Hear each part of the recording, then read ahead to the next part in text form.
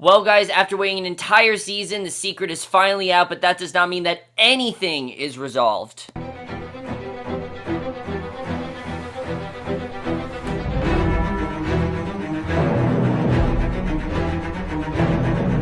Hey guys, camera for Penny Dreadful, Season 3, Episode 7, Ebb Tide, and holy shit, what an episode. I mean, this episode was insane. This is, without a doubt, the memento mori of this season. Remember how great that episode was? The episode that ended a lot of arcs and started to basically set things up for the season finale? That's how great this episode was. The difference was, well, that episode only contained a few arcs. This episode contained all arcs, and a lot of big things happened in all of those arcs. This episode finally gave us everything that we wanted.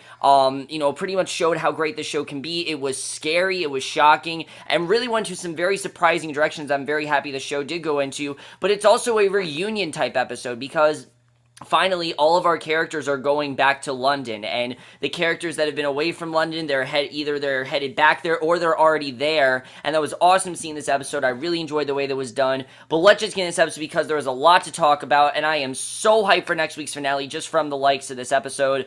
But where does there start with? Let's start with the first scene, because the first scene is just a perfect example of how great the show handles tension and suspense, and probably one of the best cold openings Penny Dreadful's ever done. Now, like Game of Thrones, Penny Dreadful is not a show that usually has cold openings. We usually go right to the intro, and then the episode starts. However, this episode is an exception. It did have a cold opening, and what a better time to have one, because this scene here is huge. It really is, and it doesn't seem like a huge scene, but it really is just the way this is done. I thought was amazingly done. We're at this cemetery. We see this grieving mother looking on as gravediggers bury her child's coffin, which is probably the worst thing that any mother would have to go through. But Lily then watches from a distance, and we don't know why she's there. I was kind of thinking, was this daughter possibly involved in rape? Was there something going on there? I mean, was the mother raped possibly? That's kind of what I was wondering. But the mother says that it was a girl. Lily offers her condolences. She says that the day a good woman will have to undergo such indignities has almost passed, and they will not have to suffer their children to die dishonored. And as she goes, Lily tells the mother that her daughter rests in good company, and then lays flowers on the grave of Sarah Croft. And this was just incredible. I mean, we obviously know that Lily kind of remembers her memories as Brona Croft. Now, she doesn't necessarily remember her name. I think she does remember her name and everything, but she still is Lily. But, of course, she does have her memories of Brona Croft. And she remembers she had an Irish accent. She remembers the life she had. And just knowing what she had to go through, the fact that she had this daughter that we've never heard of before, I mean, it does sound very far-fetched, but it makes perfect sense because there's tons of shit that she's had to go through. There's tons of stuff she didn't know about, and this is the perfect example. That's one thing she never really had to face, but I guess that she's realizing what she's had to face. I think it shows why she's so passionate what she's doing, and I definitely really did love seeing that. Further shows what Brona had to go through. The fact that she was a prostitute and probably had this child from being a prostitute is very sad to see. I really do feel bad for her, but it really does show how great Billie Piper is. This, without doubt, is probably her best episode since Memento Mori. She absolutely kills it here, and definitely is one of the biggest stars of the episode, and I thought it was a fantastic way to start things off. So while there was some really great stuff with Lily in this episode, most of this episode focuses on Vanessa's storyline, because this is where we're finally starting to get things set in motion. Like I said, we see Vanessa lies sleeping among the exhibits, and Renfield is crawling right toward her. Very creepy, may I add. This is probably Renfield's creepiest episode yet, and that's something I like, is that Renfield is not at all normal. You can definitely see that now. He's sniffing at her skin, he licks her. Vanessa stirs, and Sweet grabs Renfield by the throat, lifts him up. He shakes his head, drops Renfield, who scurries away, and, obviously, Renfield is controlled by Dracula. So Sweet then wakes Vanessa. She admits that she hasn't slept so well in years, and they kiss, and Sweet suggests that they leave before the staff arrives, and it's, again, really interesting because Vanessa doesn't really suspect a thing, but you kind of understand that, obviously, she wanted to get allies, and she felt the only person she could trust was Sweet, and because that, again, I don't see anything really, far-fetched about this at all, and it's not at all like Malcolm's plot. Malcolm was him thinking that, that she really loved him and everything. Vanessa's is more gaining allies and having someone on her side, and she really has no one at this point. The only person that's really been there for her is Sweet, therefore that's why she thinks she can trust Sweet, which of course we know she can't, but she doesn't know that right now. And then we get this fantastic reunion scene where Vanessa returns to Malcolm's townhouse, and there's Caliban, of course, as she knows him as John Clare, and she gives him some really great advice in this scene that I thought was just really well done. I really love this tender reunion between them, and we're really reminded reminded how well these two acted, how well these two just act out in a scene. Just from this scene, he calls to her, says that he's in need of a friend. They go inside, and basically he explains everything that he's gone through, and there's just so many amazing things here. But of course, we know there's a lot more going on with Caliban and Vanessa than just at the surface. I mean, we've known that Caliban was the orderly that Vanessa bonded with, so now their scenes are not only just very well done, they're very tender, and you really do see that chemistry between them. And there's always a little bit of the orderly still left in Caliban, because Caliban explains he accidentally left him disfigured. He wonders how his family can accept him as he is. Vanessa assures him that she sees a kind and loving man, and she suggests that Caliban give his family the chance to love him again, take his hand, and of course, it seemed like he was going to go away and that he was going to turn dark, but Vanessa asks him if he remembers the time when they met at the Benning clinic, but he doesn't remember it, and she says that he was kind to her and she loved him for it, and the man she knew deserves to be loved, and she does remember that he was the orderly, and that's incredible. And I don't know how exactly she knew, but somehow she remembers that he is the orderly, and you can see what's the saddest part is that he doesn't remember, but she does. She knows exactly that this is the orderly, and Caliban wonders if Vanessa has found happiness. She misses. She doesn't know much of it. She says that they both should because they have been unhappy enough, and Caliban wonders what happens if they're rejected. Vanessa wonders they can be more lonely than they are now, and after a moment, Caliban agrees. And really, these two are in a very similar situation. They both really want to be accepted by society. Society frowns upon them. They don't have many people on their side, and they're just trying to live life in the best way possible. And the advice that she gave I thought was fantastic. I love the way that scene was done. Again, we're reminded how great a chemistry these two have. It was a very good way to see things there, and I really love that mini reunion between them. And the fact that she remembers him as the orderly really adds to the episode. I didn't think it exactly made sense at first, but then I really loved it. Loved the way that was done. Amazing stuff there, and I really think, we're really reminded how great, Eva Green is. I mean, this was a particularly great episode. Every week is a great episode for Eva Green, but she just bonds so well with any actor. But Rory Kinnear, she just does so well with something about their scenes are so well done, and I love what they did with them and with him in this episode. So Malcolm, Ethan, and Kaitane ride to the nearby town. Ethan asks Kaitane what he does now, and the Apache says they'll go with Ethan because he'll need allies for the battle ahead. And Ethan insists that the battle's over, that there is really no battle to win now because the battle's over and everything. Because obviously we now know that they took down Jared and everything, and it seems like, Rusk died in the process. All of them are dead. What happens now, we don't really know, but Kaitane warns him that hell isn't done with him, and when Ethan says that the way of land has brought nothing but blood and he can't live with it anymore, he walked away from a woman who offered him her heart. And now we kind of understand why he walked away from it, because he couldn't live with the fact of, he couldn't live with this blood and everything, and Kaitane wonders how he can let his people go so easily. Ethan tells him that his people are in London now, and that's who he wants to be with. That's really his people, is that he wants to be with Vanessa, he wants to be with Victor, those people. And the Apache warns that Ethan has a future, and he cannot escape, and admits that Ethan will always be his son. However, he warns that there is more to the world than what Ethan understands, and a darkness coming over the earth as foretold by their ancestors, and one Apache can save them all. And Ethan is said Apache, and Ethan basically, because Kaitane has claimed him to be that Apache. You can tell that Ethan's trying to distance himself away from that, and it does make sense, obviously, because he just feels that going into darkness is not all the direction that he should be going in. He really does not want to embrace that darkness. He wants to kind of do his own thing, and I think it's kind of what Hecate said, that he's not going to let anyone decide for him. He's going to make his own decision. Malcolm then comes over to join them, says that he purchased 3 tickets to New York. Kaitane has a vision. He collapses, and he sees Ethan and Vanessa reunited in London. Vanessa tells him it's too late. Night creatures reach through the windows.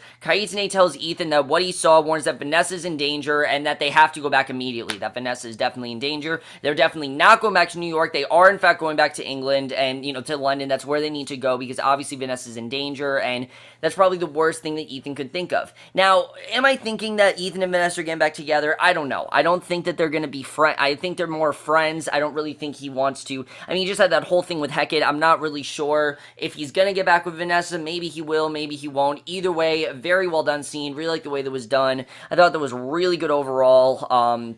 Especially because you really do see that concern that Ethan has for Vanessa, but also seeing that, this flash, basically, that he's, this flash forward that he has, is it actually going to happen? We don't really know. I mean, we don't see them meet up with Vanessa in this episode, but I feel like that is going to happen next week. I think it's going to be very interesting if it does, and I'm definitely interested in seeing what's going to end up happening in next week's finale. So then we get this incredible scene at Dorian's townhouse, which basically involves Lily, and it kind of shows how divided Dorian is from everyone now. And that's something I think they did really well here, is that Reeve Carney, Dorian's going in a much different direction than we ever thought he could have. He actually is starting to be a bit divided from Lily, and I kind of like the way that's going. Basically, he watches as the whores Lily is gathered to eat at his dinner table, and Lily literally has tons of just prostitutes there, and Lily finally calls him to order, stands upon the table, says that in Ireland there is an ancient tradition of cleaning after a death. The old women sing the soul to a better place, but the Catholic Church decided it didn't approve of the pageant practice. It had the women arrested and tried, and they were sentenced to death. They sang as they were hung, sounding to their way to immortality. Lily takes a glass of wine from Dorian, tells the whores that they must have the same commitment. She says that they must prove their commitment to their great cause, tells them to go and rise up, finding bad men and bringing them their right hands. Justine and the others cheer in agreement. You can tell there's a lot more in Justine, and while Dorian watches silently, and you can tell that Dorian really does not like what's going on here. He really does not really condone this, but at the same time, he can't really do anything. Lily has brought this upon herself. She can't really, she wants this to happen. She's not going to let him tell her what to do. I think it's very interesting the way they're portraying that overall. I like the way that he's kind of against her right now, and I think it's a really good direction for Dorian. That's something they did really well in this episode, that characters go in some very unexpected directions, but very believable ones. You can understand that Dorian does kind of have some limits here. He does not condone all of these women just killing men for no reason. He sees killing for a valid reason. He feels that they're killing for no reason, and he wants to stop because of that. I think it's very interesting overall. I really like the way that was done. And Billie Piper, oh my god, she just kills in that scene.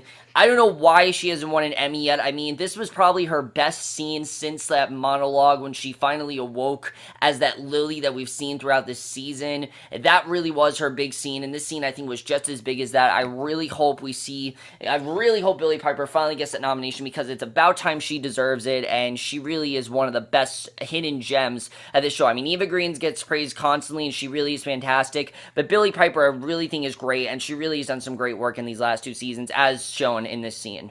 So the next day, Caliban goes to his family's tenement, and again, he goes in kind of an unexpected direction here, because you're thinking this isn't going to go well. You're thinking his family's going to be scared of him and everything, but that's not all what happens. He approaches his wife, Maggie. She stares him in shock and insists that it is impossible, but she's not scared. She's more shocked. She doesn't want to believe, she can't believe that he's actually alive, and then she hugs him, and they talk, and Caliban tells Maggie his story. He says that he lost his memory of Maggie and Jack. Maggie assures him that his disfigurement doesn't matter to her, and that it really doesn't mean anything. She doesn't care that he has this deformity, it's still her husband, and she loves him for that. And Caliban says that he has done cruel things and been unworthy, giving into rage and walking in darkness, and he cannot be the man that he was, because, yeah, he has done some really bad things. And Caliban, yeah, he has killed some people, he has done some really bad things, and, he sees himself kind of as a monster, but Maggie says that now he is home, and I like the way they're doing this, because it is deriving from the original Frankenstein story, but that's something that Penny Dreadful does really well. You don't have to do exactly the same story. Penny Dreadful doesn't really follow source material. They do when they need to, but I like that they don't follow the exact source material. This is much different than that. Jack and Maggie, Jack was his son, Maggie was his wife. She wants him to be able to start over. She wants to give him that chance, and I like that she's giving him that chance, because you didn't really know where that was going to go. I really like the way that was done. I think it was a very well done scene. Again, Rory Kinnear, you can see in this episode, he's thinking it's going to go one way and it goes a completely different direction, and I was very happy that this worked out for me, because I really thought this would not work for Caliban at all, but it works so much better than he ever could have imagined, and I absolutely love that. So, really good stuff there. At Dorian's townhouse, the whores bring back the severed hands, lay them on the table, and as Dorian comes in and looks at them, Justine invites him to dance with her, and he declines, and Justine warns that there may come a day when his charm isn't enough. He's charming, but that might not be enough for her, and she might have to kill him, and she says that he wanted to kill her, and now he has one. And I like that Justine, he can't control her. I like that she's kind of gone on her own, and Dorian tells her he can toss her out whenever it pleases him. He grabs Justine by the throat, tells her to show him her claws, and then walks off, and I feel like he kind of thinks she's faking it, kind of, because we know Justine before, she was innocent, she wasn't, she wasn't this savage killer until they told her to kill, the man that was abusing her, and then she killed him, and ever since then, she's acted like this, and she tells Dorian that she has to deal with the women, and closes the door, and he sees Lily comforting a crying whore. He wants Lily to do something. You can tell that he's just thinking Lily needs to do something, but even Lily is too involved. She tells Dorian that that she has to deal with the other women, close the door.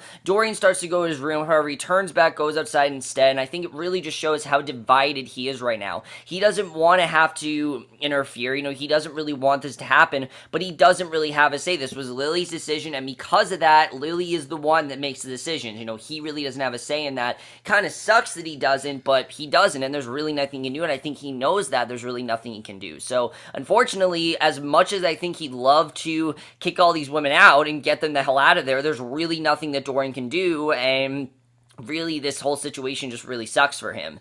So, Jack is then looking at his model ship when Maggie brings Caliban in. She says that Jack's father has come home, but warns the boy to prepare for a shock because he's not how he remembers him. Caliban emerges from the shadows, calls his son's name, kneels down next to him to help him with his ship. Jack looks at his mother, who smiles and then takes his father's hand. Caliban breaks into tears and Jack hugs him, and Caliban is getting everything he wanted. He's being accepted by his family. He's being welcomed back in with open arms. They're not scared of him. They're a little bit startled, obviously, but they're not scared of him because they know he's not a bad guy, and I think it really does show that orderly he does have in him, and that kind spirit, Vanessa really makes him better, and I think really Vanessa is the one that brings out the best in him. I think we definitely do see that here. I love the way that scene was done. I mean, again, I could see if someone thinks it's cheesy, but it makes perfect sense after all the hatred that Caliban's been through, after everyone that's been scared of him, everything he's done, finally he's being accepted by his original family. I think it's the only thing that Caliban's ever wanted, and I think he's done that so well, and I like that he even defended Victor. Like, he even said Victor did not mean to make him ugly. Victor did not mean to give him this deformity. But now, that's how he's turned out. He has this deformity now, and there's really nothing he can do about it, but he's kind of just accepting it. I like that finally they are accepting him for that deformity. They're not scared of him. They're not thinking of him as a creature. They're thinking of him as an actual man, and I think it's really well done the way that's going. I was a bit surprised it went the direction it did, but I really did love that overall. Really good stuff there, and amazing stuff. Definitely Rory Kinnear, like I said, just killed it here, and I love the way that scene was done. So as Ethan, Malcolm, and Kaitsune head across the ocean by liner, Kaitsune forms this ritual, and as Ethan tells him about Vanessa, he says that Vanessa's in pain, but her life has been cursed. She has a feeling for things not of the earth, and then we get this really cool scene with Kaitsune. The way they did this I thought was really awesome. I really enjoyed it overall, and even though Kaitsune hasn't been with Vanessa's character before, it really seemed like he has been. Basically, Kaitsune has this vision of walking through the unclean fog of London. He arrives at Malcolm's townhouse, and he finds Vanessa going over books of the apocalypse, and she senses his presence. He appears to her in his spirit form, tells her not to be afraid, and says that he is with Ethan and Malcolm. Vanessa says they must hurry and come to her, and Kaitsune tells her that he feels the dragon nearby. She speaks of a pestilence coming to mankind. Kaitsune asks if it's her property. Kaitsune says that she is a fertile bitch of evil, and all of the night creatures are gathering around her, basically, and he tells Vanessa not to be deceived by them because they are false lovers, and she is made for the day. Vanessa tells him that he is wrong and smiles. Her eyes are turning red at this point, and it's such a cool scene the way that's done because you don't know if this is just a vision or if this is actually happening, if she actually sensed his presence. Just the way that was done was really cool, and you kind of get the sense that Vanessa might actually turn evil in this scene, and Wes Studi just killed it here. He's killed all season, but he's really done a great job, and I really think this scene in general, he really was awesome with,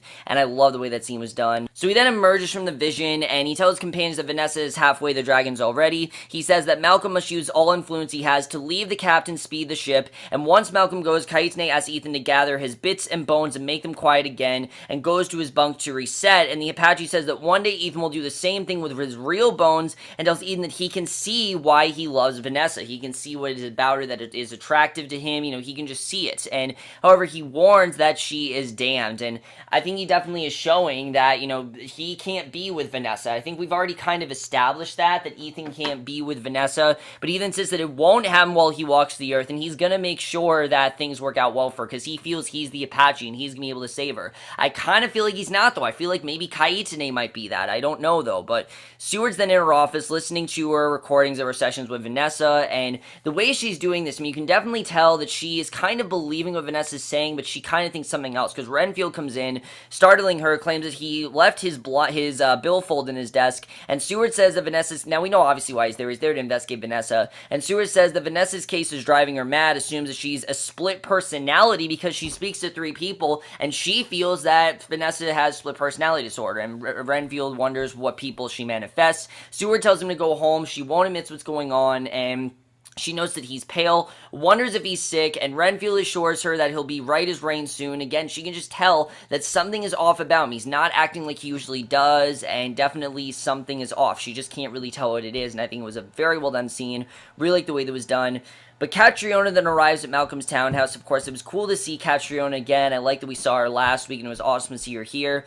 Vanessa lets her in. The Thanologist says that she has new information on the dragon, and Vanessa shows her the research she's been doing on Dracula. And Catriona warns that the books are written by small-minded peasants and theologians who invented assumptions to fit their fears. And all the myths about Dracula are false, we find out. And Catriona tells Vanessa to start with what Dracula has given her and accept it as truth. And Dracula has presented himself as a fallen angel cast to earth, taken different identities throughout the centuries to protect himself, going unnoticed until he strikes. And while he strikes, the air will become pestilence to mankind, and the night creatures will emerge and feed. And the end of days is the one universal constant in Thanology, and the world ends with death holding dominion. So it kind of seems like that's where we're headed, where maybe the end of days might be coming. And shocked, Vanessa pours whiskey for the both of them, wonders how she can defeat an ignoble race, because obviously, it seems kind of impossible. And Catriona says that in his human form, Dracula can be killed like anyone else when he's in his human form. When he's in his human form, everything's fine. No one has ever lived to determine how Dracula can be killed in his inhuman form, and Catriona says that Vanessa will defeat him, and she is going to be the one to do that, and explains that she comes from Highland stock. She has done her share of butchering over the years, but the work that must be done is that of a spy rather than of a soldier, which is interesting, the fact that it needs to be of a spy. So Catriona tells Vanessa that she must get close enough to look into Dracula's eyes, then have the courage to kill him, and Vanessa asks how she can find Dracula. Catriona says that he is a Taxian above all. He'll seduce Vanessa rather than attack her, and he will be unexceptional in his human form. He's served by semi-human familiars, and he deals in the house of night creatures. And again, the reason why I don't think Vanessa's stupid with Sweet is that she didn't know any of this information. She thought all the myths were true. She thought that she knew what Dracula was all about, but now she's realizing that that's not true at all. Vanessa focuses on the last and thinks of the museum exhibit of night creatures, confirms that any weapon will kill Dracula, and Catriona realizes that Vanessa knows in this scene who Dracula is, and she very quickly is realizing, and I think putting together, that Dracula is none other than Sweet. So later, Lily and Dorian go out. He talks about how they have unleashed all the Bedlamites, and when Lily says that her women aren't mad, Dorian points out that they aren't only her women, and yeah, that's true, they're not just her women. That she basically, this was Justine that got most of them. She told Justine to recruit all these women, and he asks if Lily despises all mankind, or just men, and wonders when she will turn on him, because he feels that eventually she's going to turn against him. And Lily assures him that he is her beloved, but Dorian wonders where their shared superiority is shared by no others, and he tells her that he's bored because he has lived through so many revolutions, and it's all so familiar to him. And Lily says that he's a spoiled child. Dorian tells her that she has disappointed him most of all. They have the opportunity for a cosmic darkness, but that all she has created is an army of depraved whores. If you remember, they wanted to be able to take down humans, and they really haven't done that. She's focused so much on helping Justine. This isn't at all what they wanted to do. What they wanted to do was help people that were, weak and affected by humans and things like that, but they didn't really do that, and they have, basically, Dorian says that they are in an ebb tide, and one of them has to change their ways. He thinks it should be her, and that might be the best thing to do, but then before she can answer anything, Victor then emerges from a carriage behind Lily, drugs her unconscious. The two men then get her into the carriage driven by Henry, and at Bedlam, Henry and Victor chain Lily into the chair. She wakes up, and Victor tells her that she's safe there. Dorian is there with Henry and Jekyll and Victor, tells Lily where she is. She leaps out of the chair, only for the chain to bring her up short, warns Victor that he chained her for his protection. You kind of get the sense that Dorian is happy that this is happening and not hers, and Jekyll says that they're going to make her like she was before when she was with Victor. Victor promises to take away all of her anger and pain and make her a proper woman. He's going to try to make her a proper woman. Now, is this going to work? I don't know. But I feel like even Dorian is condoning this. He's completely okay with this. Why? Because the Lily that he wants is not the Lily that he has right now. And no, they can't really control her, but I feel like they kind of feel like they can. Even though they can't, I feel like they can at this point. And I think it's a very interesting situation, the way that's going. The way that Dorian isn't okay with what what Lily is doing, I really am loving the direction that's headed. Really interesting stuff there.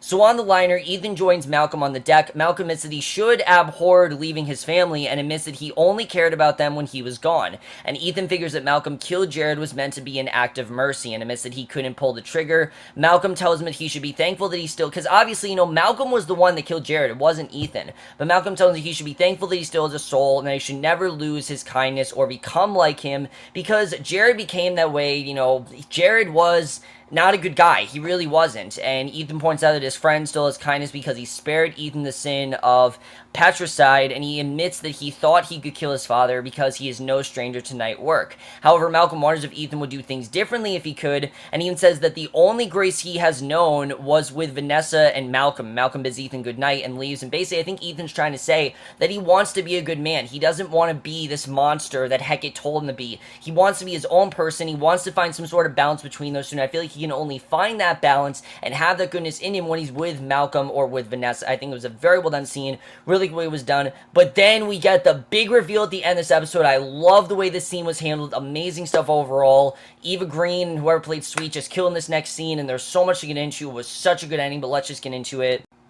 I think probably the thing that makes this scene so great is because Vanessa already knows in the scene that Sweet is Dracula. This is only her trying to confirm if it is and getting the clues that she needs. So she takes a gun from the desk, puts it in her pocket, she then goes to the museum and the Night Creatures exhibits. Sweet is looking out over the exhibits, assures Vanessa that she is loved. He wonders how he is cruel to love her, insists that he has never lied to her. He's a man who marvels at the wonders of nature, knows the tragedy of pain and loss. Sweet walks to her, says that he is the man that she fell in love with. Vanessa reminds him of all the people he has twisted and killed throughout the years. She refuses to serve him. Sweet says that he wants to serve her as the mother of evil, and this is no longer Sweet talking. This is Dracula clearly talking, because she's figured out that this is Dracula. So furious, Vanessa spits in Dracula's face, walks away. He says that his existence has been a string of shabby identities and vulgar worlds, and asks her to have mercy on him. Vanessa draws her gun. He tells her to do it because he would rather die than walk another day without her. He says that the world has shunned them both because they are different. He offers Vanessa the chance to be what she is, and he will accept her for that.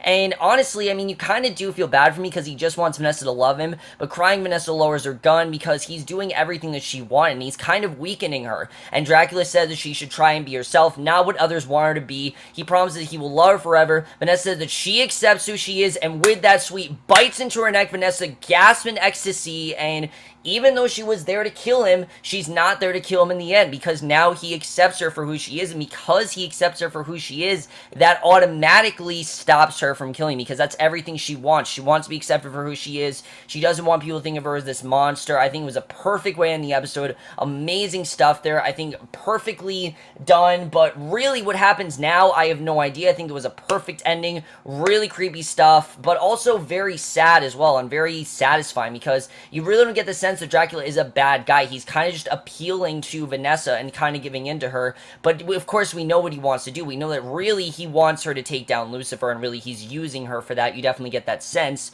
but the way this scene was done, I thought was so well done. I loved every minute of it, and I think it was the perfect way to end this episode. So overall, crazy episode. There was a lot to get into, like I said. First of all, Vanessa, is this vision that Kaitane had gonna come true? I mean, Ethan thinks that he's gonna be able to save her, but I'm not really sure. I mean, after what Dracula just did, I don't really know if that's going to be possible to save her. Now she is under Dracula's control, clearly. He's the one that is going to be commanding her. He's going to be telling her to do all these different things. Is she going to listen to him? Is she going to do her own thing? I'm not really sure where Vanessa's going. That's something I'm definitely interested in seeing, is where Vanessa's really headed. I don't really know. That's something I'm definitely looking forward to seeing, is really who she's going to listen to, because I feel like Dracula is a person that she is going to listen to, because she can kind of understand where he's coming from. She can understand what he wants from her, and he accepts her for who she is, and that alone, I think is enough for her to want to, you know, go with him and agree with what, and kind of agree with what he's doing. So we'll have to see what happens with that. I feel like the vision is very much going to come true, and the end of the world is definitely coming, we see. I mean, the end of the world seems like that's the direction we're going, is that the end of the world is definitely coming. They're going to have to stop her, and we see in the promo next week that London is not what we've known it to be. It's all foggy and shit, and we'll have to see what happens with that next week. That's going to be very interesting. Now, as far as Lily goes, is this plan really going to work? Because I feel like Dorian, Jekyll, and Victor think that they are going to be able to get that darkness out of Lily, but again, is that really in her? Is that just a part of her now? Because I don't really know if that's able to get rid of. I'm hoping, I don't really know that's going to work. I'm not really rooting for anyone here. I'm just interested in seeing really how this is going to work. And yeah, Lily definitely has gone too far. You know, definitely she hasn't tried to stop Justine. And I feel like if she doesn't stop Justine, Justine's going to end up killing both of them. I think she needs to realize that Justine is very dangerous and she's created a monster, really. Even though she initially wanted to create a rebellion, she's created a monster, and it's not really doing anything, but we'll have to see if this plan really works between Victor and Jekyll and Dorian, if they're really going to be able to help Lily and everything and get this darkness out of her. I'm not really sure that's going to work. That's going to be very interesting. Seward obviously suspects something is going on with Renfield. You know, he's not saying anything right now, but I feel like she definitely can tell there's something strange going on. Just the way he's acting, it's not normal, definitely. Something definitely is going on there. That's going to be very interesting as well. I love the Caliban's back with Jack and Maggie. I'm hoping things go well for him. Jack, I think, is probably going to die, but he's going to be able to see his son die. He's going to be able to be with his son in his last dying moments. It's very sad, but I feel like that's definitely where we're going, is that Caliban's going to be able to watch his son die. He's going to be able to see everything he's wanted to, and I am very happy that Caliban finally is getting that chance that he's wanted, and he's finally being accepted, just like Vanessa's finally being accepted by Dracula, and that's something that, while isn't good, you know, they're very similar in that sense, and I definitely really do like that. As far as Kaitsune goes, who is Ethan really going to listen to? Because Malcolm is telling him that he has goodness in him, Kaitsune saying he's still the Apache, and Ethan seems like he's trying to find in between. So really, is he the Apache? Does he have goodness in him, or is he truly dark? I'm sure we're going to get the answer next week, but I don't really know what that is. It's going to be very interesting to see what happens with that. I like the role that Catriona is playing here. Is Vanessa really going to be able to take down Dracula? I mean, obviously, she's now under Dracula's control, so I don't really know if that's really going to work. We'll have to see how that goes. But overall, guys, amazing stuff. Amazing episode overall. By far the best episode of the season. I mean, this episode went in so many unexpected directions, and so many big things happened here. Every star, I think, had a standout moment in this episode. Everyone really was incredible. I cannot wait for next week's finale. Next week's finale is going to be amazing. It's a 2-hour finale, which is awesome. We got 2 episodes left for this season, which I can't believe. I can't believe we're already at the season finale. The season really has gone by so fast. Not just because there's 9 episodes, it's just gone by really fast because, again, it's been a very good season overall. And let me know what you guys saw this episode. Love your thoughts on it. We'll see you guys next week, which will be for the series premiere of the new show on Freeform called Guilt, and we'll see you guys for that. Okay, bye.